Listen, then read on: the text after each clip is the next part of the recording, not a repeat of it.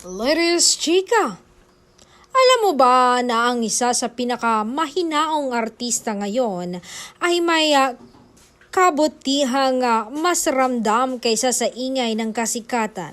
Ito ang dahilan kung bakit hinahangaan ang nag-iisang jazz superstar na si Bel Mariano. Number 1, alam mo ba na si Bel Mariano ay kilala sa pagiging magalang at profesional sa lahat ng nakakatrabaho sa setman o sa likod ng kamera.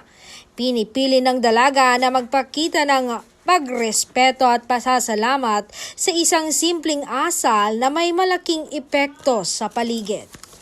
Pangalawa, number 2, ginagamit ni Bel Mariano ang plataporma niya para magbigay ng positibong mensahe sa kabataan. Hindi kailangang maging maingay sa mga simpleng salita at kilos na ipinapakita niya ang halaga ng sipag at disiplina at pagiging mabuting tao.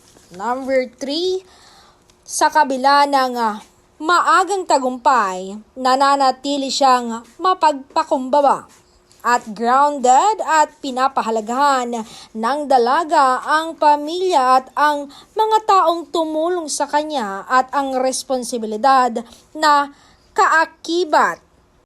Huwaran na minsan ang kabutihan ay hindi kailangang ipagsigawan. Makikita ito sa paraan ng pakikitungo sa pagpili ng tama kahit walang nanonood.